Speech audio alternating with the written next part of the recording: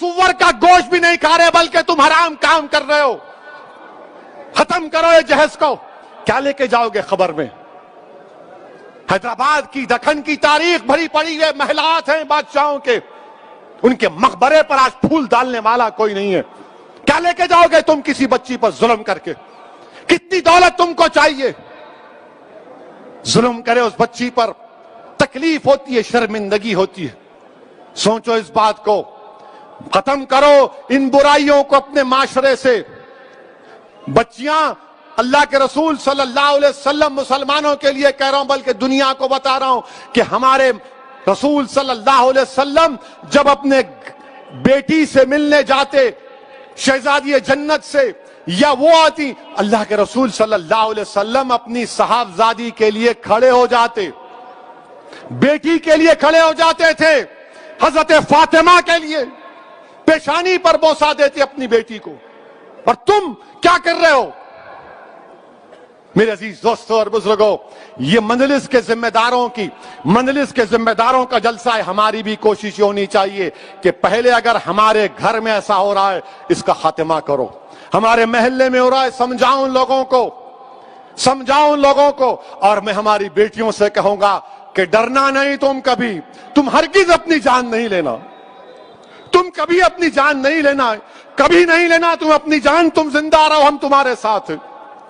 تمہاری جان کی قیمت ہے میری بیٹیوں. اگر تمہارا باپ تکلیف میں ہے تو ہم بھی تکلیف میں، مگر کبھی اپنی جان مت لو. چھوڑو، لات مارو اس گدھے کو، اس ظالم کو جو تم کو مارتا ہے، تم سے جہیز کا مطالبہ کرتا ہے. تمہاری زندگی بہت بڑی ہے، لات مارو اس کو، قانون کو استعمال کرو. مت گزارو ایسے ظالموں کے ساتھ زندگی.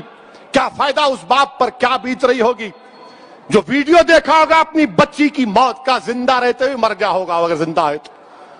میرے عزیز دوستو اور بزرگوں، اس برائی کا خاتمہ ہم کو کرنا ہے. عورتوں کا ساتھ دینا ہے. عورتوں کو حقیر مت سمجھو، عورتوں کا ساتھ دو. ان کو ہم کو معاشرے میں آگے بڑھانا ہے. یقیناً جو حجاب پہنتے ہیں کوئی روکتا نہیں ہے، برقع حجاب ان کی ترقی کی نہیں روک سکتا. کل ناسک سے ایک بچی میرے کو فون کی اور بولی اسدالدین اویسی تمہارا بہت بڑا نام سنی. ذرا گرم لہجے میں بات کر رہی تھی، میں سمجھا کچھ ہے. اب میں اماں ریکارڈ تو نہیں کر رہے؟ تو بولے نہیں بات کرنا ہے. میں بولو.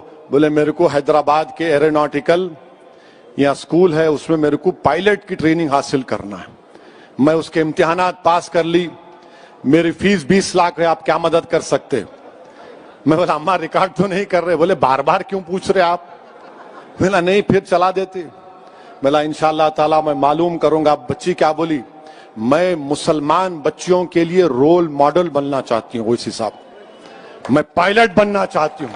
اور بنے حیدرآباد میں. حیدرآباد سے بھی ہمارے ایک اردو اخبار کے سیاست کے ذمہ داروں نے ایک بچی کو ٹریننگ دلائی تھی، وہ پائلٹ بنی. بولی میرے کو پائلٹ بننا ہے اسدالدین اویسی صاحب، میں رول ماڈل بننا چاہ رہی ہوں. میں سلام کرتا ہوں ان بچوں کے اسپرٹ کو. اگر آپ کو اللہ نے بیٹی دی تو بیٹے سے زیادہ اس کو قابل بناؤ، بیٹے سے زیادہ اس کو علم دلاؤ. اور یاد رکھو میں بھی صاحب اولاد ہوں، مگر جتنی محبت میں اپنی بیٹیوں میں دیکھتا ہوں، اللہ کا بہت بڑا کرم ہے، اللہ کا بہت بڑا کرم ہے مجھ پر. میرے عزیز دوستوں اور بزرگوں، یہ بات کہنا ضروری سمجھتا تھا، اسی لیے آپ کے سامنے رکھ رہا ہوں. اچھا اب ایک اور اہم بات، انشاءاللہ تعالیٰ 1 بجے سے پہلے بات کو ختم کر لوں گا. یہ کووڈ کی وجہ سے تقریر کرنے کا موقع ہی نہیں ملا نا. دارالسلام میں جلسہ نہیں ہوا، وہ رحمت العالمین کا جلسہ صلی اللہ علیہ وسلم کا اوپر ہوا. بہت سے ہمارے جلسے یہ بیماری کی وجہ سے، وائرس کی وجہ سے ذرا جلسے نہیں ہوئے. اپنے گھر میں نہیں ہوئے، دوسری جگہ سب ہو رہے تھے، تو ذرا اپنے گھر میں ہو رہا ہے، ذرا دل کی بڑاس نکال رہا ہوں. میرے کو بھی خوشی ہو رہی. I am very happy to see all of you. آپ پورے یہاں پر دیکھ کر دل باغ باغ ہو رہا ہے. اللہ بہتر جانتا ہے. اس لیے میرے بھائی کہ دارالسلام میں کیا ہے نہیں معلوم. جب مرحوم قائد سالار ملت کو پہلی مرتبہ 2002 میں ہارٹ اٹیک ہوا اور سٹینٹ ڈالا گیا تھا قائد کو، اور کیر نامپلی میں قائد کا علاج ہوا. جب وہ گھر واپس جا رہے تھے 8-9 دن کے بعد, تو احمد پاشا قادری اس بات کے گواہ ہیں کہ سالار نے احمد پاشا قادری کو اور اکبر کو بلا کر کہا کہ میاں گھر جانے سے پہلے میرے کو دارالسلام لے کے جاؤ. میں 8-10 دن سے دارالسلام نہیں گیا, تو یہیں سالار کو سیڑھیوں پہ لائے تھے. کمزور تھے سالار بیماری کی وجہ سے, مگر جیسا دارالسلام میں جا کر بیٹھے, اتنا اللہ ان کو اتنا طبیعت اتنی اچھی کر دیا, حشاش بشاش ہو کر اپنے گھر کو گئے. تو ہمارے لیے یہ دارالسلام ہمارے لیے بڑی ایک عظمت کی جگہ ہے, ایک مبارک جگہ ہے. اور مجھے یقین ہے کہ نہیں معلوم میرے زندگی کا سفر کب ختم ہوگا, کس مقام پر ختم ہوگا, یا میری لاش بھی ملے گی یا نہیں ملے گی مجھے نہیں معلوم. اگر زندہ رہا اور یہاں سے گیا جسم کے ساتھ, تو انشاءاللہ تمہارے کندھوں پر ہی جاؤں گا, اور تمہاری دعائے مغفرت کا طلبگار ابھی بھی ہوں اور جب بھی رہوں گا.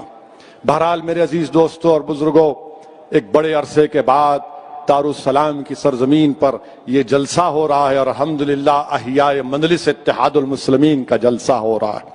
میرے عزیز دوستوں, نریندر مودی کی حکومت نے ایک نیا قانون بنایا, آئی ٹی رولز.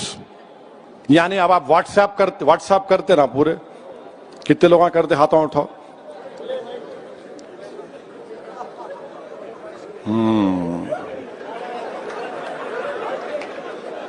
اب پریشانی میں آ گئے تم لوگ.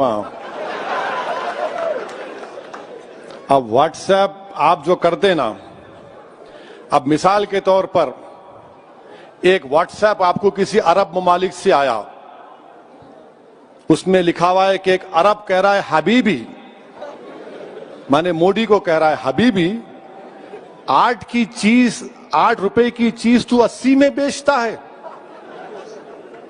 تو مودی جی بولے it is business Brother, this is business, یہ بزنس ہے. اب وہ آ گیا آپ کو چندرائن گٹا میں بارکس میں آ گیا. اب وہ بیچارہ دیکھ کے بولا پورے عربوں کا علاقہ ہے, یمنیوں کا غیور قوم ہے وہ, تو انہوں کیا کرے واٹس ایپ کو فارورڈ کر دیے.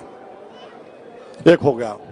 دوسرا, آپ گھر کو جا رہے دارالسلام سے نکل کے, ہم کو بھی آتا, واٹس ایپ آیا, ذرا آتے آتے کوتمیر کا کٹا لا لو, ذرا آتے آتے سودا لا لو. گھر میں کو آگے نامپلی مارکیٹ سے, چوک کی مارکیٹ سے مرغی کٹا کے لاؤ. واٹس ایپ پہ آتا. اور کیا کرتے عورتیں بیویاں آج کل, ذرا اس پہ زور دینے کے لیے ایک ایموجی آتا, ایموجی معلوم نا, غصے کا چہرہ ڈالتے, لانا دیکھو. آپ دیکھ کے بولتے ارے کیا ہے رے, کوتمیر کا کٹا بنا دیے میرے کو. خیر آپ لے کے چلے گئے. اب نریندر مودی کی حکومت کیا کہہ رہی, کیسا تم فارورڈ